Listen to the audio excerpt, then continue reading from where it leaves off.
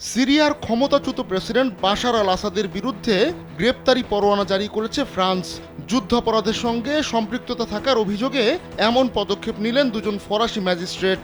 মঙ্গলবার ফ্রান্সের বিচারিক কর্তৃপক্ষের একটি সূত্র এ তথ্য জানিয়েছে। পদাধিকার বলে সশস্ত্র বাহিনীর কমান্ডার ইন চিফ ছিলেন বাশার আল আসাদ। তাই 2017 সালে সিরিয়ার দেরা শহরে বোমা হামলায় একজন বেসামরিক ব্যক্তির মৃত্যুর জন্য তাকে দায়ী করছে ফরাসি কর্তৃপক্ষ। সেই মামলাতেই বাশার আসাদের বিরুদ্ধে পরোয়ানা জারি করা হয়েছে। জানা যায় 2017 সালের 7 জুন ওই হামলায় নিহত হয়েছিলেন সালাহ আবু নাবত। 59 বছর বয়সী ফ্রাঙ্কো সিরিয়ান নাগরিক সালাহ ফ্রান্সে একজন সাবেক শিক্ষকও ছিলেন। ফরাসি বিচার বিভাগ বলছে তাদের বিশ্বাস বাশার আসাদ হেলিকপ্টারে করে ওই হামলা চালানোর নির্দেশ দিয়েছিলেন।